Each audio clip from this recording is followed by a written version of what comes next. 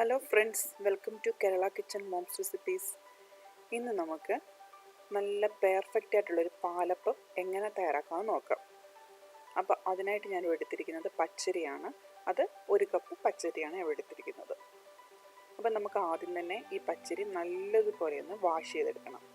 അപ്പോൾ നമുക്ക് വാഷ് ചെയ്യാൻ വേണ്ടി കുറച്ച് വെള്ളം ഒഴിച്ച് കൈ വെച്ച് ഇതേപോലെ നന്നായിട്ട് ഞെരടി നമുക്കത് വാഷ് ചെയ്തെടുക്കാം. അപ്പോൾ അങ്ങനെ ഉണ്ടെങ്കിൽ അതിനകത്തുള്ള അഴുക്ക് നന്നായിട്ട് പോകും. 2-3 തവണയായിട്ട് നമുക്കൊന്ന് വാഷ് ചെയ്തെടുത്ത് ഇത് നമുക്ക് കുതിർക്കാൻ വേണ്ടി വെക്കാം. അപ്പോൾ ഏകദേശം ഒരു 4 അല്ലെങ്കിൽ 5 മണിക്കൂർ, മാക്സിമം ഒരു 5 മണിക്കൂർ വരെയെങ്കിലും നമുക്കിത് കുതിർക്കാം. അപ്പോൾ കുതിർത്ത് കഴിഞ്ഞതിന് ശേഷം നമുക്ക് ഈ അരി അരച്ചെടുക്കാം.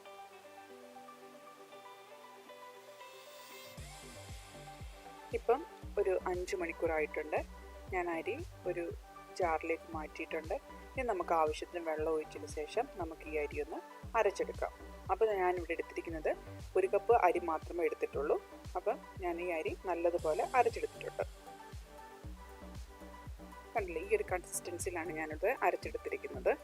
നമുക്കിനി ഇതിന് ഒന്ന് കപ്പി കാച്ചണം, അതായത് പാവ് അല്ലെങ്കിൽ കപ്പി എന്നാണ് പറയുന്നത്. അപ്പോൾ അതിനുവേണ്ടി ഞാൻ ഒരു 4 ടേബിൾ സ്പൂൺ മാവ്, ഇപ്പം ഞാൻ അരച്ച് വെച്ച ആ മാവിൽ നിന്ന് ഒരു 4 ടീസ്പൂൺ അല്ല ടേബിൾ സ്പൂൺ മാവ് ഞാൻ വേറൊരു പാത്രത്തിലേക്ക് മാറ്റുകയാണ്. എന്നിട്ട് നമുക്ക് ഇതിനകത്തേക്ക് 1 ഗ്ലാസ് വെള്ളം കൂടെ ആഡ് ചെയ്യണം. അപ്പോൾ ഈ വെള്ളം ഒഴിച്ചിട്ട് നമ്മൾ ഈ പാലും വെള്ളമില്ലേ, പാലും വെള്ളം, അതായത് പാലിനകത്ത് കുറേ വെള്ളം ഒഴിച്ച് കഴിയുമ്പോഴത്തെ ഒരു കൺസിസ്റ്റൻസി ഉണ്ടല്ലോ, ആ പരുവം ആവുന്നവരെ. അപ്പം ഞാനിവിടെ ഇപ്പം ഞാൻ ഒഴിച്ചിരിക്കുന്ന വെള്ളത്തിനേക്കായി കുറച്ചുകൂടെ വെള്ളം ഞാൻ ആഡ് ചെയ്യുന്നുണ്ടായിരുന്നു. പക്ഷേ അതിൻ്റെ വീഡിയോ ഞാൻ എടുത്തിട്ടില്ല. ടോട്ടൽ ഞാൻ ഏകദേശം 1 ഗ്ലാസോളം വെള്ളം എടുത്തിട്ടുണ്ട്. അപ്പോൾ ഏകദേശം ഒരു 350 ml വാട്ടർ ഞാൻ അതിനകത്തേക്ക് ആഡ് ചെയ്തിട്ടുണ്ട്. അപ്പോൾ കണ്ടില്ലേ, പാല് വെള്ളം പോലെയാണ് ഇപ്പോൾ നമ്മുടെ ഈ മാവ് ഇരിക്കുന്നത്. ഇനി നമുക്കിത് അടുപ്പത്ത് വെച്ച് നല്ലതുപോലെ ഇളക്കി കുറുക്കിയെടുക്കണം. അപ്പോൾ ഇങ്ങനെ ഈ അരിമാവ് കുറുക്കിയെടുക്കുന്നതിനാണ് കപ്പി കാച്ചുക അല്ലെങ്കിൽ പാവ് കാച്ചുക എന്ന് പറയുന്നത്. അപ്പോൾ നമുക്ക് അടി ചേർത്ത് നന്നായിട്ട് ഇളക്കി കൊടുക്കാം. കണ്ടില്ലേ, ഇതേപോലെ നമ്മൾ കുട്ടികൾക്കൊക്കെ കുറുക്ക് തയ്യാറാക്കത്തില്ലേ, അതേപോലെ തന്നെയാണ് ഈ പാവ് കാച്ചുന്നത്. അപ്പം അടിയിൽ ഒട്ടിപ്പിടിക്കാതിരിക്കാൻ വേണ്ടി നല്ലതായിട്ട് നമുക്കൊന്ന് ഇളക്കി കൊടുക്കാം. ഇപ്പം നമ്മുടെ മാവ് നല്ലതുപോലെ ഒന്ന് കട്ടിയായി വരുന്നുണ്ട്. കണ്ടില്ലേ, നന്നായിട്ടത് കുറുകി വരുന്നുണ്ട്. അപ്പോൾ നല്ലതുപോലെ കുറുക്കിയെടുത്തതിന് ശേഷം നമുക്ക് തീ ഓഫ് ചെയ്ത് വയ്ക്കാം. അതിനുശേഷം ഇത് തണുക്കാൻ വേണ്ടി മാറ്റി വയ്ക്കാം.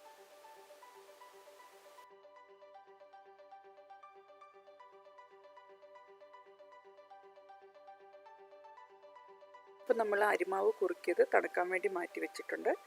അപ്പോൾ ആ സമയത്ത് അരിമാവ് തണുക്കുമ്പോഴത്തേക്ക് നമ്മൾ നേരത്തെ അരച്ചു വെച്ചിരുന്ന മാവുണ്ടല്ലോ, ഈ മാവൊന്ന് നല്ലതായിട്ട് തിന്നായിട്ട് അരയേണ്ട കാര്യമില്ല, ജസ്റ്റ് ഒന്ന് അരഞ്ഞാൽ മതി. അതിൽ നിന്നാണ് നമ്മൾ കപ്പി കാച്ചാൻ വേണ്ടി എടുത്തത്. അപ്പോൾ അതിനകത്തേക്ക് നമുക്ക് കുറച്ച് തേങ്ങ ആഡ് ചെയ്ത് കൊടുക്കാം. അപ്പോൾ ഞാൻ 1 കപ്പ് അരിക്ക് അരമുറി തേങ്ങയാണ് എടുത്തിരിക്കുന്നത്. അപ്പോൾ അരമുറി തേങ്ങ തിരികെ നമുക്ക് ഇതിനകത്തേക്ക് ഇട്ട് കൊടുക്കാം. ഇനി നമുക്കിതിനകത്തേക്ക് തണുത്ത് വെച്ചേക്കുന്ന അരി കുറുക്കിയതുണ്ടല്ലോ, അത് നന്നായിട്ട് ഇപ്പോൾ തണുത്തിട്ടുണ്ട്, അതും കൂടെ നമുക്കിതിനകത്തേക്ക് ആഡ് ചെയ്ത് കൊടുക്കാം. അപ്പോൾ നിങ്ങൾ ഈ അരിമാവ് കുറുക്കിയത് നന്നായിട്ട് തണുത്തതിന് ശേഷം മാത്രമേ മിക്സിക്കകത്തിട്ട് അടിക്കാവൂ. അല്ലെന്നുണ്ടെങ്കിൽ ചൂട് കാരണം നമ്മൾ അരയ്ക്കുമ്പോൾ ഇത് തെറിച്ച് പോകാനുള്ള ചാൻസ് ഉണ്ട്. അപ്പോൾ ഇപ്പോൾ ഞാൻ നല്ലതുപോലെ തണുത്തതിന് ശേഷം മാത്രമാണ് ഞാൻ ഇതിനകത്തേക്ക് ആഡ് ചെയ്ത് കൊടുക്കുന്നത്. ഇനി നമുക്കിതിനകത്തേക്ക് ആഡ് ചെയ്യാനുള്ളത് ഈസ്റ്റാണ്. ഞാനപ്പോൾ ഇവിടെ എടുത്തിരിക്കുന്ന ഇൻസ്റ്റൻറ്റ് ഈസ്റ്റ് ഉണ്ടല്ലോ, അപ്പോൾ ഇത് നമുക്ക് വെള്ളത്തിലിട്ട് കുതിർക്കേണ്ട കാര്യമില്ല, ഡയറക്റ്റ് തന്നെ നമുക്കിതിനകത്തേക്ക് ആഡ് ചെയ്ത് കൊടുക്കാം. അപ്പോൾ ഞാനിവിടെ ആഡ് ചെയ്യുന്നത് 1/2 ടീസ്പൂണാണ്. ഞാനിപ്പോൾ കാണിച്ചിരിക്കുന്നത് 1/4 ടീസ്പൂണാണ്. പക്ഷേ ഞാൻ അതിൻ്റെ കൂടെ ഒരു 1/4 കൂടെ ആഡ് ചെയ്തിട്ടുണ്ട്. അങ്ങനെ ടോട്ടൽ 1/2 ടീസ്പൂണ് ഈസ്റ്റിനകത്തേക്ക് ഇട്ട് കൊടുത്തിട്ടുണ്ട്.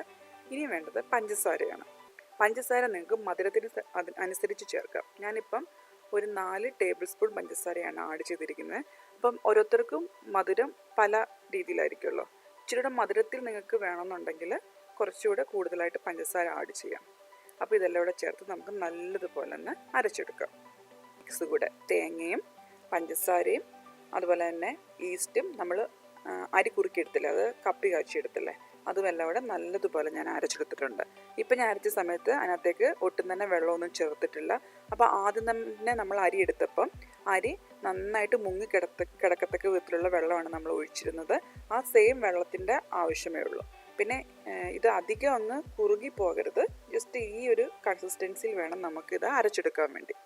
അപ്പോൾ നമുക്കിതൊരു 7 മണിക്കൂർ തൊട്ട് 8 മണിക്കൂർ വരെ നേരമെങ്കിലും ഫെർമെൻറ്റേഷന് വേണ്ടി മാറ്റി വയ്ക്കാം. അപ്പോൾ നമുക്കിത് അടച്ച് വയ്ക്കാം. എന്നിട്ട് നമുക്കിത് ഒരു 7 തൊട്ട് 8 മണിക്കൂർ കഴിഞ്ഞതിന് ശേഷം നമുക്കിത് അപ്പമാക്കിയെടുക്കാം. ഇപ്പോൾ അടുത്ത ദിവസം രാവിലെയാണ്. ഞാനിത് വൈകുന്നേരമാണ് അരച്ചു വെച്ചിരുന്നത്. ഇത് പിറ്റേ ദിവസം രാവിലെ ആയപ്പോഴും നന്നായിട്ട് പൊന്തി വന്നായിരുന്നു. ഞാൻ ആദ്യം തന്നെ ഒന്ന് അടപ്പൊന്ന് മാറ്റി നോക്കിയായിരുന്നു, അതുകൊണ്ടാണ് ഇത് താന്നു പോയത്. നമ്മൾ കണ്ട ഈ ആ മുകൾ ഭാഗം കണ്ടില്ലേ, അവിടം വരത്തോളം നമ്മളിത് പൊന്തി വന്നായിരുന്നു. ഇനി നമുക്ക് തവി ചേർത്ത് നല്ലതുപോലെ അടി ചേർത്ത് നമുക്കൊന്ന് ഇളക്കിയെടുക്കാം. കാരണം എന്നിട്ടുണ്ടല്ലോ കട്ട പോലെ കെട്ടിക്കിടക്കുന്നുണ്ടായിരിക്കും. ആ കട്ടയൊക്കെ നമുക്ക് നന്നായിട്ട് ഉടച്ചെടുക്കാം. അത് നമ്മൾ മിക്സ് ചെയ്യുന്ന സമയത്ത് നല്ലതുപോലെ മിക്സ് ചെയ്യണം, എന്നാലേ ആ കട്ടയൊക്കെ നന്നായിട്ട് ഉടഞ്ഞു കിട്ടത്തുള്ളൂ. ഇനി നമുക്കിതിനകത്തേക്ക് കുറച്ച് ഒരു നുള്ള് ഉപ്പൂടെ ചേർത്ത് കൊടുക്കുക. ഒരു 1/4 ടീസ്പൂണെങ്കിലും ഉപ്പ് ചേർത്ത് കൊടുത്തിട്ട് നമുക്ക് നന്നായിട്ട് മിക്സ് ചെയ്ത് നമുക്കിത് അപ്പമാക്കി എടുക്കാം. അപ്പോൾ നമുക്ക് ഒരു പാലപ്പച്ചട്ടി അടുപ്പത്ത് വെച്ച് ചൂടാക്കാം. അപ്പോൾ നിങ്ങൾ അപ്പച്ചട്ടി ചൂടാക്കുന്ന സമയത്ത് സിമ്മിൽ വെച്ചിട്ട് വേണം ഈ മാവ് ഒഴിച്ചെടുക്കാൻ വേണ്ടി. അപ്പോൾ നമുക്ക് സിമ്മിൽ വെച്ചതിന് ശേഷം നമ്മുടെ അരിമാവ് ഇതിനകത്തേക്ക് ഒഴിച്ചു കൊടുക്കാം. എന്നിട്ട് ഒരു സെക്കൻഡ് കഴിഞ്ഞിട്ട് നമുക്കിത് ചുറ്റിച്ച് 4 സൈഡിലും ഇതേപോലെ നല്ലതുപോലെ ഒന്ന് സ്പ്രെഡ് ചെയ്തെടുക്കാം. കണ്ടോ, ഇതേപോലെ ഇപ്പം തന്നെ ഉണ്ടല്ലേ നല്ല ബബിൾസൊക്കെ 4 സൈഡിലും ആയിട്ടുണ്ട്. ഇനി നമുക്കിത് അടച്ചു വെച്ച് ഒരു 1.5 തൊട്ട് 2 മിനിറ്റ് നേരമെങ്കിലും ഇത് വേവിച്ചെടുക്കാം. കണ്ടോ, 4 സൈഡും നല്ല ബബിൾസ് വന്നിട്ടുണ്ട്. ഇനി നമുക്കിത് അടച്ചു വെച്ച് കൊടുക്കാം. ഇപ്പം ഏകദേശം ഒരു 1.5 മിനിറ്റ് ആയിട്ടുണ്ട്. നമുക്കിത് തുറന്ന് നോക്കാം. കണ്ടില്ലേ, നല്ലതായിട്ട് തന്നെ നമ്മുടെ അപ്പം ആയിട്ടുണ്ട്. നമ്മുടെ ചട്ടിയിൽ നിന്നൊക്കെ നന്നായിട്ട് വിട്ട് വരുന്നുണ്ട്, അടിയിലൊന്നും പിടിച്ചിട്ടില്ല. കണ്ടില്ലേ, അപ്പോൾ നമ്മുടെ ആ അരിമാവ് അരച്ചേക്കുന്ന കണക്ക് നല്ല പെർഫെക്റ്റ് ആയിട്ട് തന്നെയാണ് അരച്ചിട്ടുള്ളത്. അതുകൊണ്ടാണ് അടിയിലൊന്നും പറ്റി പിടിക്കേണ്ട തന്നെ നല്ല ഈസി ആയിട്ടുള്ള പാലപ്പം നമുക്ക് തയ്യാറാക്കാൻ പറ്റിയത്. ഇനി നിങ്ങൾക്ക് ഈ 4 സൈഡും നല്ല ബ്രൗൺ നിറത്തിലും ആവണമെന്നുണ്ടെങ്കിൽ ഒരു 2 മിനിറ്റെങ്കിലും നമുക്കിത് വേവിച്ചെടുത്താൽ മതിയായിരിക്കും. ഞാനിപ്പോൾ 1.5 മിനിറ്റ് ആയപ്പോൾ തന്നെ അടപ്പ് തുറന്ന് നോക്കിയിരുന്നു. അപ്പം എൻ്റെ മോൾക്ക് ബ്രൗൺ നിറം ഇഷ്ടമില്ല, അതുകൊണ്ടാണ് ഞാൻ ഈ രീതി എടുത്തിരിക്കുന്നത്. നിങ്ങൾക്ക് ബ്രൗൺ നിറത്തിൽ നല്ല ക്രിസ്പി ആയിട്ട് കിട്ടണമെന്നുണ്ടെങ്കിൽ ഒരു 2 മിനിറ്റ് നേരമെങ്കിലും നമുക്കിത് അടച്ചു വെച്ച് വേവിക്കാവുന്നതാണ്. അപ്പം ഇനി ബാക്കിയുള്ള മാവ് നമുക്ക് ഇതേപോലെ തന്നെ ഒഴിച്ചു കൊടുക്കാം. അപ്പോൾ ഞാനിപ്പോൾ 1 കപ്പ് അരിയാണ് ഇവിടെ എടുത്തിരിക്കുന്നത്. ഇതുകൊണ്ട് നമുക്കൊരു 12 തൊട്ട് 13 പാലപ്പം വരെയെങ്കിലും നമുക്ക് തയ്യാറാക്കി എടുക്കാവുന്നതാണ്. അപ്പോൾ ഇത്രയേ ഉള്ളൂ. വളരെ ഈസിയാണ് നമ്മുടെ പാലപ്പം വീട്ടിൽ തയ്യാറാക്കാൻ വേണ്ടി. ഇത് നമ്മുടെ നാടൻ രീതിയിൽ തന്നെയുള്ള പാലപ്പത്തിൻ്റെ ആ റെസിപ്പിയാണ്. അപ്പോൾ നിങ്ങൾക്ക് ഇത് ഇഷ്ടപ്പെട്ടെങ്കിൽ തീർച്ചയായിട്ടും അഭിപ്രായം പറയുക.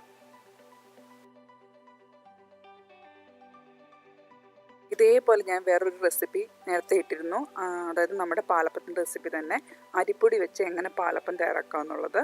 അപ്പോൾ നിങ്ങൾ ആ റെസിപ്പികളൊന്ന് കാണുക. അതിൻ്റെ ലിങ്ക് ഞാൻ ഡിസ്ക്രിപ്ഷൻ ബോക്സിൽ ഇട്ടിട്ടുണ്ട്. അപ്പോൾ അതും വളരെ ഈസി ആയിട്ടുള്ളൊരു പാലപ്പ റെസിപ്പിയാണ്. അപ്പോൾ നിങ്ങൾ ഈ 2 റെസിപ്പി ഒന്ന് വീട്ടിൽ ട്രൈ ചെയ്ത് നോക്കുക. വളരെ ഈസി ആയിട്ട് തന്നെ നല്ല പെർഫെക്റ്റ് ആയിട്ടുള്ള പാലപ്പം നമുക്ക് വീട്ടിൽ തയ്യാറാക്കി എടുക്കാൻ പറ്റും. അപ്പം ഈ 2 റെസിപ്പികൾ നിങ്ങൾക്ക് ഇഷ്ടപ്പെട്ടെങ്കിൽ തീർച്ചയായിട്ടും എന്നോട് അഭിപ്രായം പറയുക. അതുപോലെ തന്നെ വീഡിയോ ഷെയർ ചെയ്യാനും ലൈക്ക് ചെയ്യാനും മറക്കണ്ട കേട്ടോ. അപ്പോൾ ഇതേപോലത്തെ പുതിയ റെസിപ്പികളായിട്ട് നമുക്ക് വീണ്ടും കാണാം. അതുവരേക്കും ബൈ.